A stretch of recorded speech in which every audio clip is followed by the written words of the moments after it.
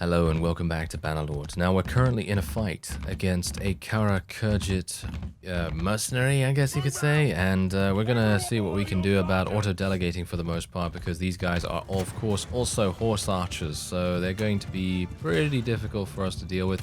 I am actually going to continue looking for a bow. I haven't found one that's actually that good yet, so hopefully I'll be able to find one relatively soon, and then we'll be able to do some nice damage, because obviously at the moment we do decent damage when we hit a headshot, but that is very, very far and few between of those. So yeah, definitely something that I would like to get. Maybe a little bit more of an accurate bow or something like that. I'm going to bring out my my polearm here. This is going to be... Oh, nice. That was a nice hit, if I do say so myself. Now, if I could just maybe do a little bit of extra damage and not get poked in the face in the meantime, that would be great. You know, that would be really nice. Now, I have attempted to do a Bandit Hideout quest, and let me just tell you right now, that did not go very well at all.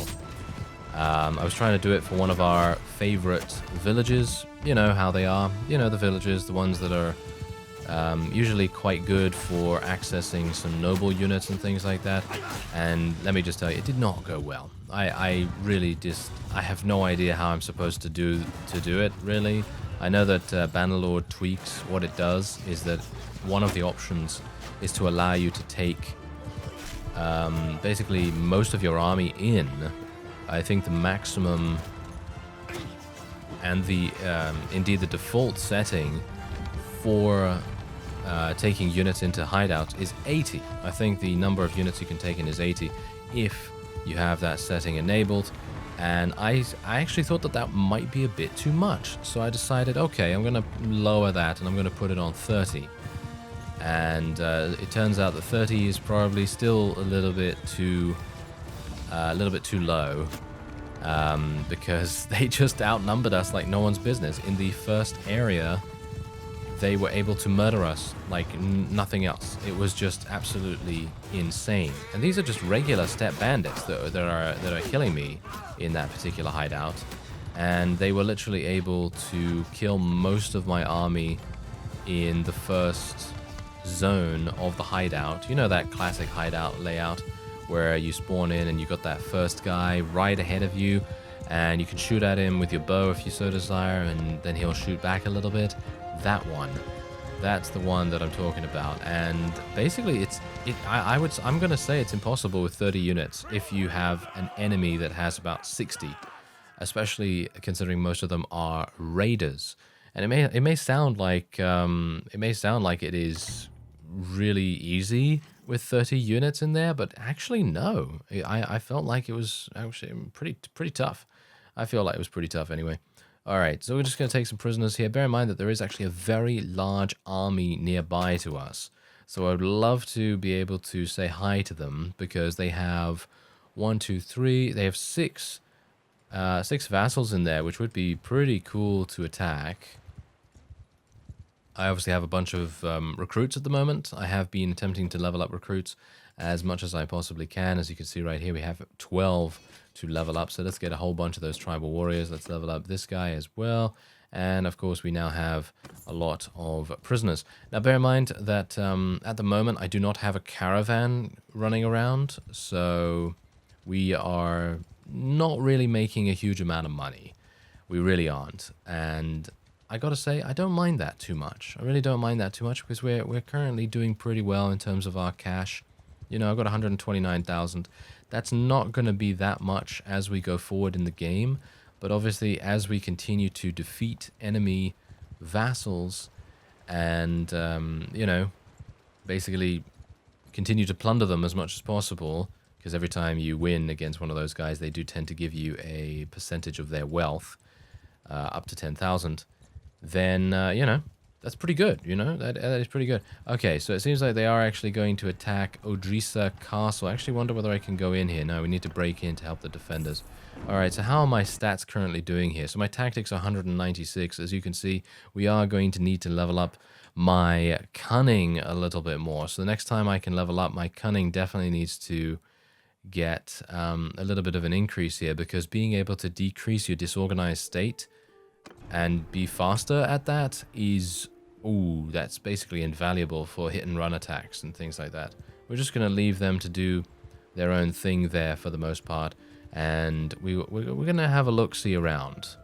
And what did we find? Well, we found a fellow. Oh yes, we found a vassal that is hopefully going to perish before us without taking too many of my units with it, because this guy is actually part of another mercenary company as far as I'm aware, or he is an Aserai defector. So that might make things a little tricky, because we haven't really fought the Aserai that much.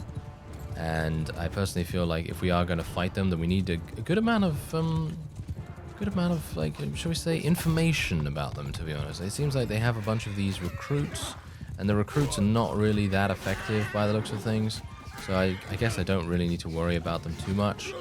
But, yeah, I mean, as we've seen in a previous episode, I was able to go into a fight while we are outnumbered, no less, and still do massive amounts of damage and end up achieving the victory, which is pretty crazy. So I guess these fights are not going to be that challenging for us, but I do want to do them just to get rid of this guy off the battlefield, just to, you know, get him out of the action, and then we'll see what happens after that. But yeah, as you can see, he actually does have some Imperial recruits as well, but I would assume that's literally just because he has basically just very recently recruited them, and they are going to make a big difference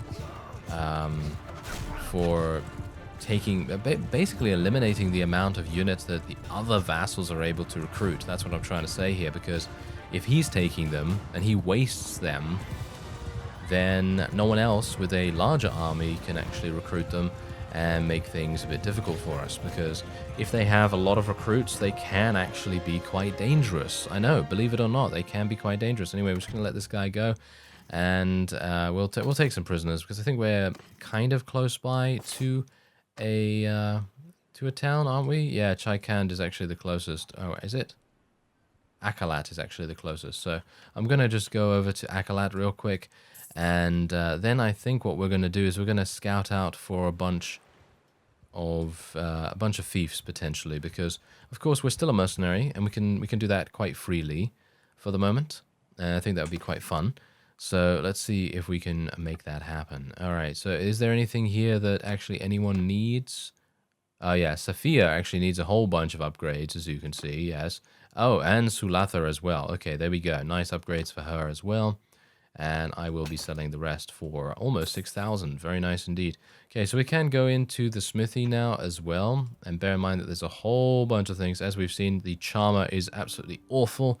I made this in a previous episode, and it is awful. Terrible, terrible, terrible thing. I can't even believe that it is so incredibly terrible, but there you go. Okay, so we're just going to do all of that.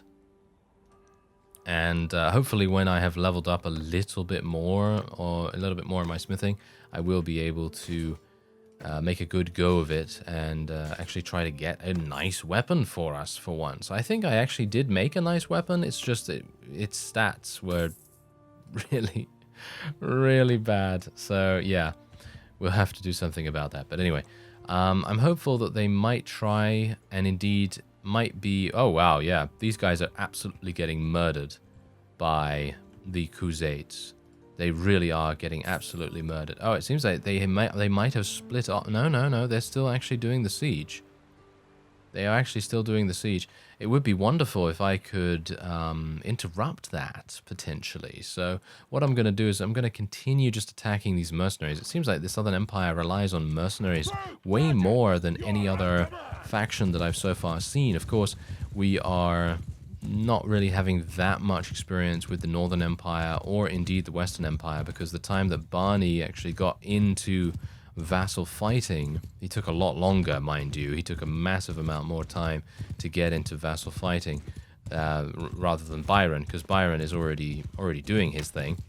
But the point is that those kinds of things, you know, it's a bit difficult. It's a bit difficult because you never know what is going to happen in these situations, and hopefully we'll be able to catch up to some of those vassals nearby And then we're going to have a grand old time.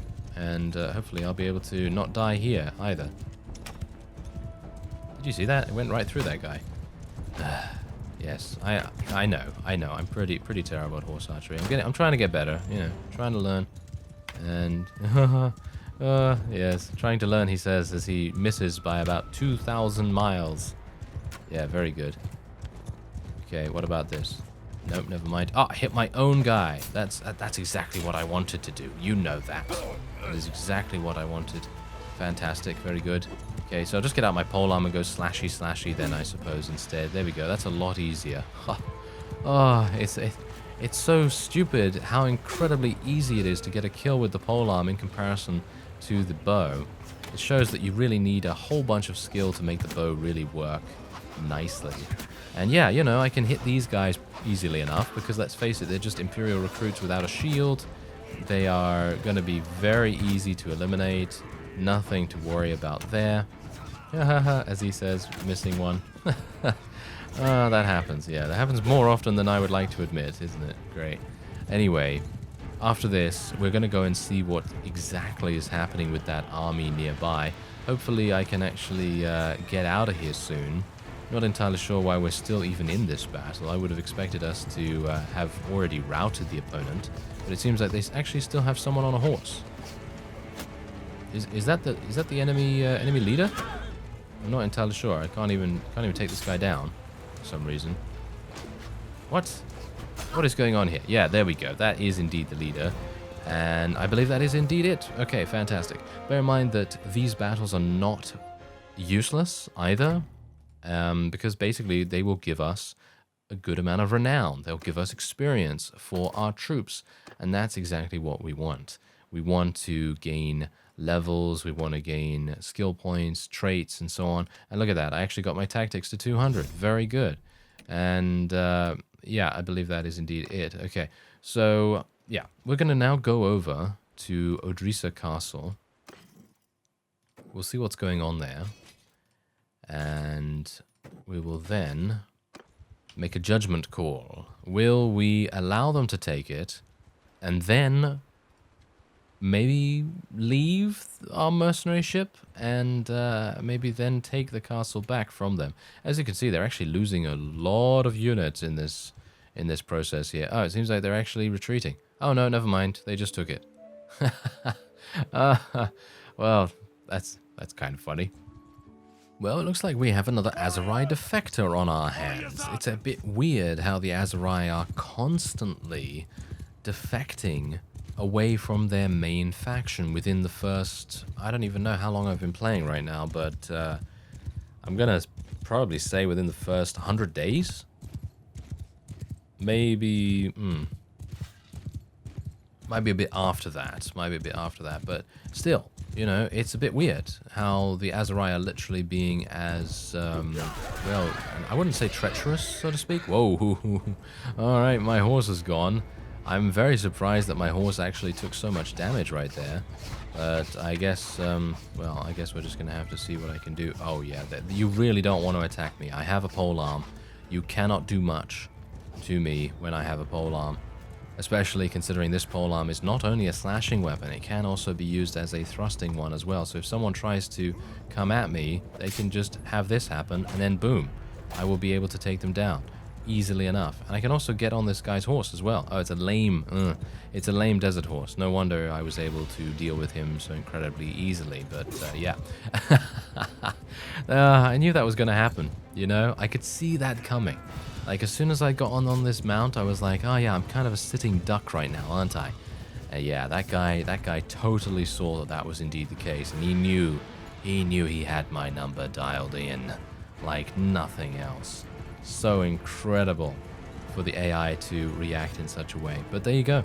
That was actually very, very well done from him.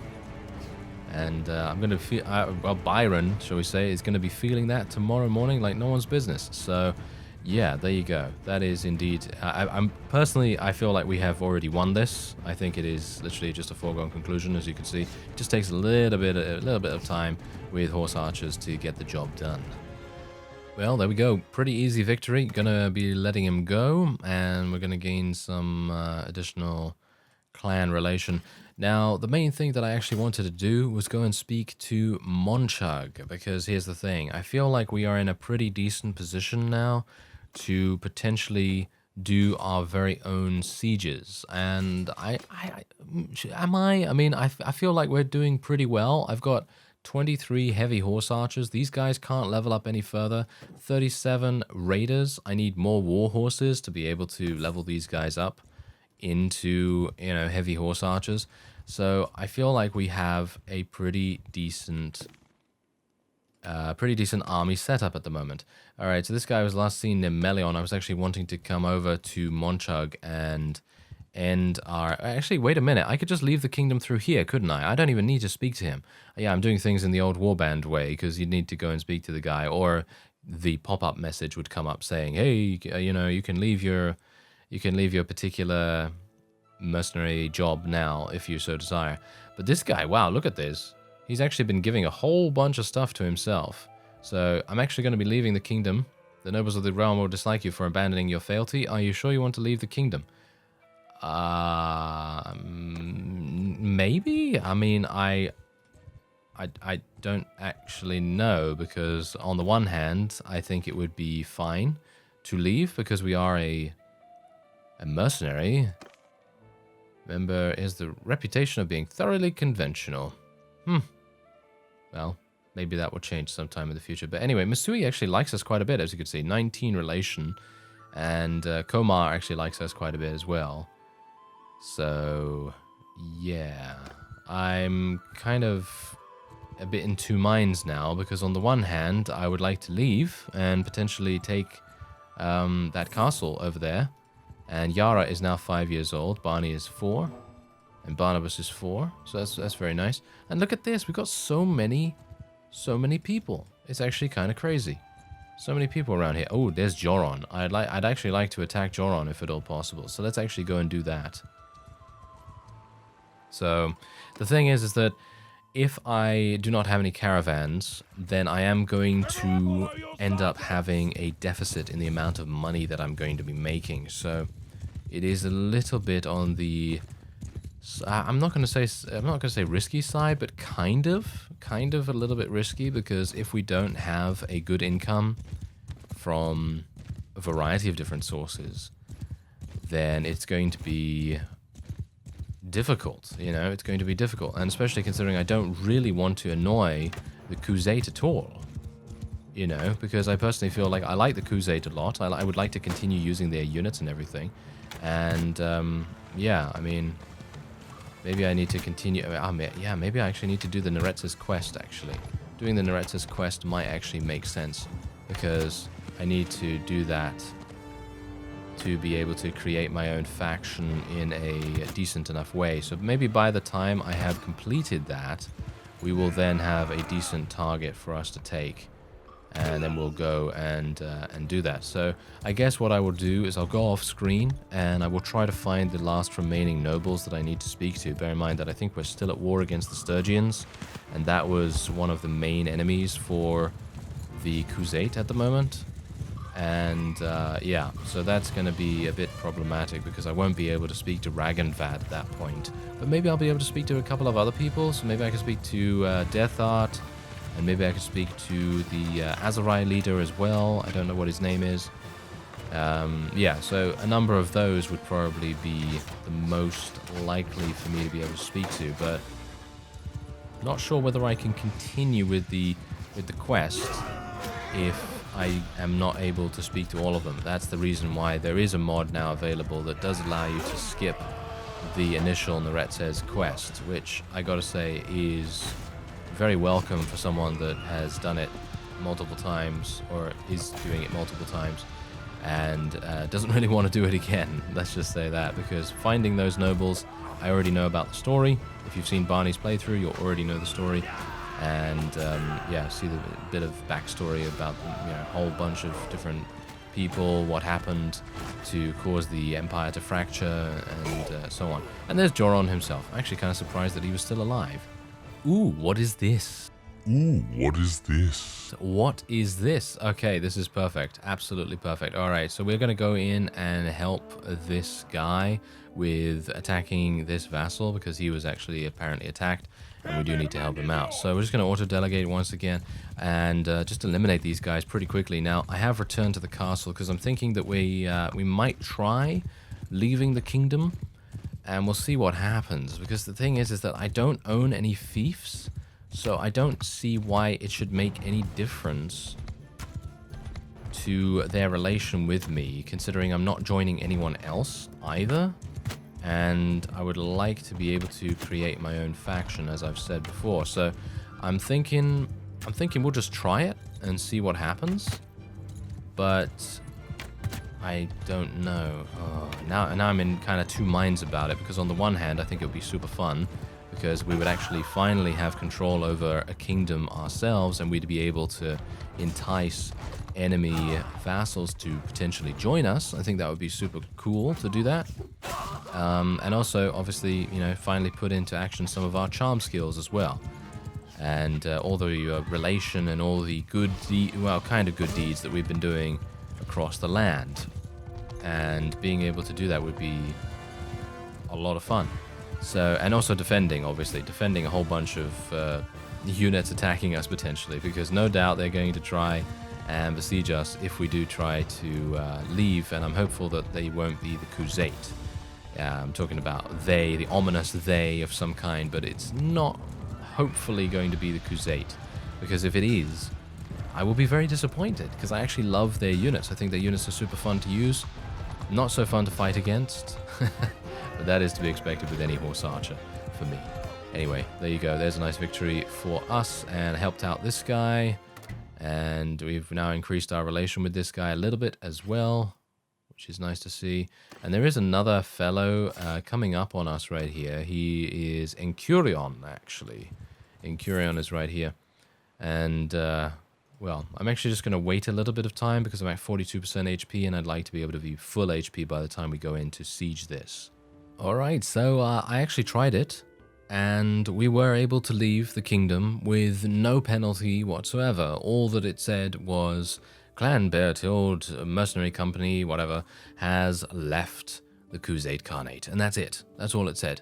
So I am very, very pleased about that. Does this guy know anything about it? No, Melodia has something to tell me about it, but obviously probably won't be able to speak to him. Alright, let's do this. Now, I'm hopeful that we will be able to actually besiege something, because if we can't besiege something the way that we are now without advancing the main story, then I will be very disappointed, because obviously, you know, in a sandbox game, you don't really want to be tied to a potential linear quest. And I understand, by the way, I understand completely what the use of the quest is. The use of the quest is to introduce new players in a gradual fashion to various aspects of the game and so on and so forth. And that actually does make a whole bunch of sense, of course. But as for someone that has played Warband for so many years, I mean, I'd like to be able to create my own faction when I want to create it and not have to be constrained by a random quest. So that's obviously something that mods will fix, so not even really needing to worry about that too much.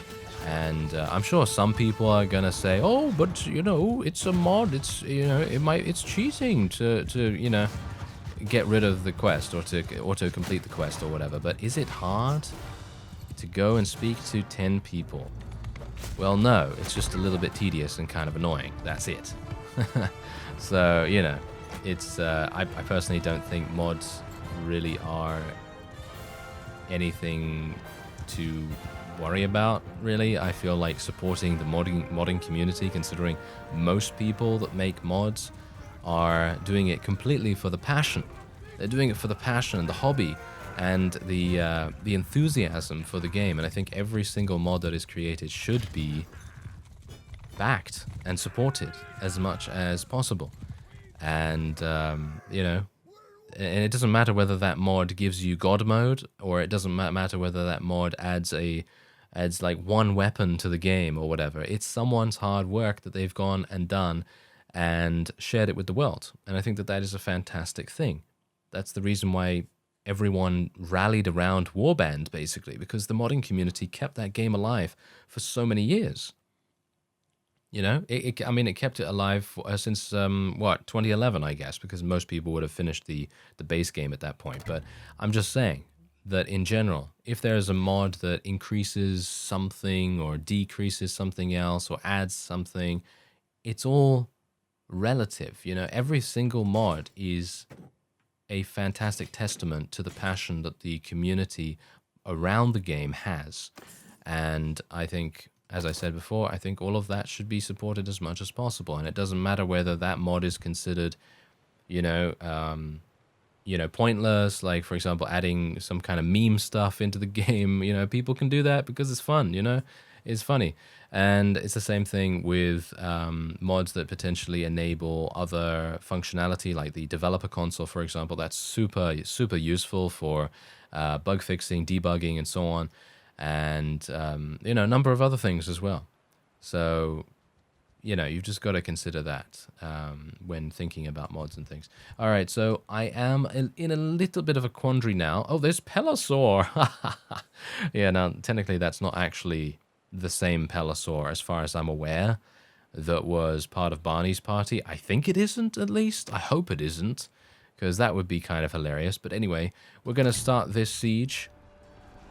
And this is the first time that we've actually done a siege with Byron. So I'm a little bit worried about the fact that these guys might come over here. They might send for a larger army, but we'll see what happens. Oh, they're gathering a lot of people right now, and well, that was hilarious. Did you see that? They actually just entered a battle with some bandits or something like that. That was kind of strange. Okay, well, whatever the case, as you can see, my power level is actually pretty decent, and if these guys want to attack me with all that they have, then that's absolutely fine with me. And it's actually kind of cool that we've changed our colors now as well. I actually really like that. I mean, obviously, it's a shame for people that are potentially colorblind, because I think that that's a terrible thing to have, especially considering if a game doesn't give you the accessibility options and doesn't make it, easier to see that kind of stuff. But anyway, the point is that it's actually pretty nice that they changed the color of your armor or your shields or whatever the case may be when you change factions. And I think that's quite nice. So yeah, it's definitely a nice little touch there. Anyway, hopefully I won't get murdered. Oh no, I'm getting murdered. Yes, that is a classic, isn't it? Absolutely. It's one of those, it's one of those things. It's literally like, oh, hopefully I don't get murdered. Ah, gets murdered. Yeah. Come on now. Yeah. Ah, yeah, you're lucky. You're lucky. That guy was so lucky from getting away. Oh, a lame horse? Are you serious? Come on now. I don't really want to be on a lame horse right now.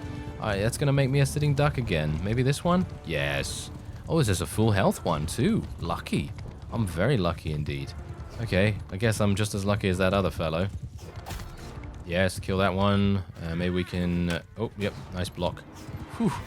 That was a bit close. Take him out. Take him out. Ah, no, I was hopeful that I could take that guy out as well. You know what I should really do? I think my strategy is wrong. I think my strategy for these kinds of battles is significantly flawed, actually. I feel like what I should be doing is I should be running around killing every single unit on the ground that I can find. Just ignore all of the cavalry. Just ignore all the cavalry. Try and kill as many Imperial recruits, as many infantry-based units as possible, and then hopefully cause a lot of morale damage, and that morale damage is going to then equal us winning, basically. And then all we have to do is kind of get rid of the cavalry, but that should be a lot easier than getting rid of these guys, the veteran Imperials and so on. Those guys are going to be kind of harsh to deal with, especially this one right here, Imperial Cataphract unit. They're going to be kind of difficult, but if you do a good amount of morale damage, then they're going to lose all of their support, and then horse archers are just going to be able to tear them apart. And that's the kind of thing that I would hopefully have happen in this case. But I'm just going to get in here, try and do some damage We are ending up losing a couple of units. Oh, my horse. And I'm dead. Oh, are you serious? Wow. Oh, well, never mind, never mind. Okay. We should be alright. As you can see, we've so far lost only a grand total of 9 units. We have killed 150 of the opponent, and there's only 35 of them remaining, so we should theoretically be fine.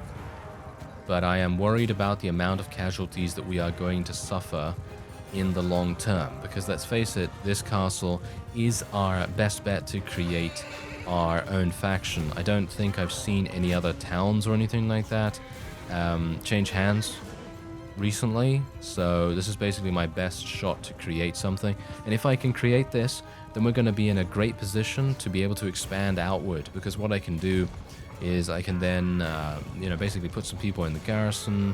I can then go out into Khuzait territory, because of course the Khuzait actually do like us quite a bit, and then we won't have any problems with them, hopefully. And there's actually something that I wanted to mention as well. There's another mod that I've noticed would be really, really cool to install. And basically what it is the ability to send out recruiters, like actual NPC recruiters. I know we've had this functionality before in Warband. They actually have had that implemented in a number of Warband mods, and basically what it means is you pay a little bit of money and you send out a guy on a horse, and he goes out and he basically recruits units for you, and then returns to the garrison and puts those units in the garrison for you, and then it's all great. And that's the kind of thing that I'm thinking we'll probably try to install for the next episode if we are successful in even taking this castle, because I feel like it's going to be kind of difficult. I mean, we've only lost 10, which is not really a big deal, and most of my people that I've lost have been raiders, which are really, I'm going to come out and say it, they're kind of replaceable. No offense raiders, no offense, but yeah, they're kind of replaceable, easy to level up units. And there's 63 renown. That's actually a pretty crazy amount of renown right there. Now, I would love to be able to take these guys prisoner, but I am not going to do that, just literally because I would like to get as much relation, as much honor as I possibly can with everyone. And then who knows, maybe if we do create our own faction here, we might very well have a good opportunity. So here we go. Bit worried. Gotta say, I'm a bit worried because I can now continue the siege, but now we have this guy over there. And I believe I actually defeated that fellow before, didn't I? Oh, well. Yeah, as you can see, the garrison is starting to increase its power level, increase the amount of units that it actually has in here. I just hope that my doctor skill is actually going to start kicking in relatively soon, because... oh, dear. Oh, okay. Gonna have to leave. Yes, going to have to leave, unfortunately. Alright, well, I guess what I'm gonna do instead then is we're probably gonna try and shadow this guy a little bit. And don't worry, I'm gonna come back here. Don't you worry about that. I'm gonna come back to this castle relatively shortly. And I will try to take it again.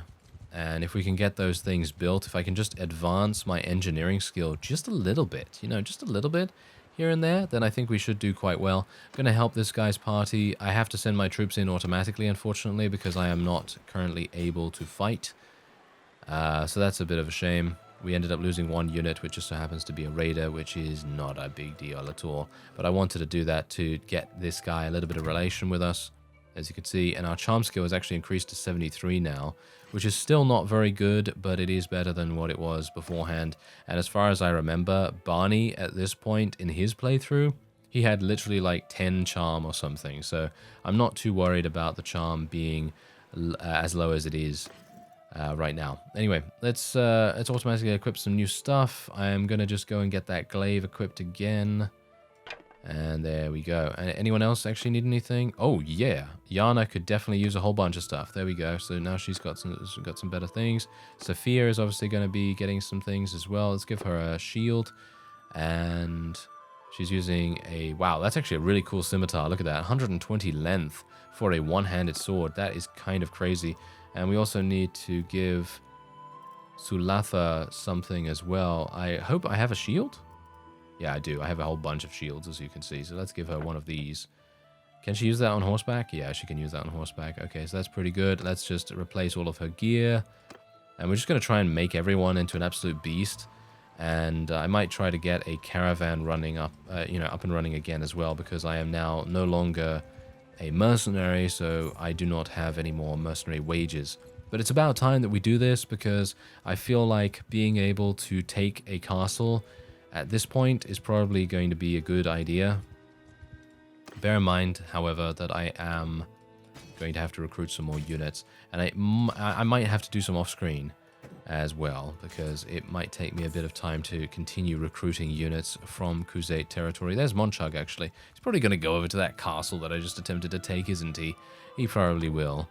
But yeah, I'm just going to continue trying to get people. I'm going to try, if I possibly can, to get about 105 to 110 units or something like that. That's usually going to be the estimate that I tend to go for. And how fast am I actually running, by the way, because we do have the Crusade Cavalry Agility as well, which gives us 0.25 increase, which is just crazy good. It really is. Okay, so we also want to sell some stuff too, because we are currently pretty much over encumbered. So there's another 13,000 for us. So we're just going to sell all of that. We can also go into the smithy as well if we want to get rid of a whole bunch of stuff here too. So do we want to get rid of all this stuff? Yeah, why not? Why not? I mean, it is an investment kind of as well, because it will increase my smithing a little bit, but it's also going to unlock a variety of different parts as well. So that's always good. Anyway, I'm going to go over to the various noble areas and start recruiting some people from there too. And I don't think actually that you can get, yeah, it doesn't look like you can get those from towns. It looks as though you can mostly get those from villages, which is good to know. But I do have to go into these towns. I'm actually going to go into every single Crusade town and try and get as many war horses as potentially possible. There's only one here, as you can see. I feel like war horses are kind of hard to come by, and I think that locking upgraded units behind a potential item that's actually kind of difficult to acquire might not be the best idea, but maybe that's just me. I don't know. I don't want to see. Now, here's the thing. Before you say, oh, you just want it to be easy. No, that's actually not true. It's just that the fact is that I'd like to have the unit that I have done work to advance into the next level actually advance into the next level without me having to do extra steps to get them there. I don't mind if they take, I don't know, double the experience to level up or something like that, but as it stands right now, it is taking much longer than you would expect, just literally because I have to get those horses, and it's kind of difficult to do that when you can barely find any. So that's obviously a bit of a problem, but otherwise I'm just going to continue recruiting these guys, and I think that's actually going to be it for this episode. We're going to head on over to Karahali, and hopefully there's going to be some noble recruits there, because let's face it, we want as many noble recruits as possible. It seems like Ilatar has actually just been here. Yes, he has. What a scoundrel. He got here just in time, didn't he? Oh well, never mind. I thank you very much for watching, and I will see you next time.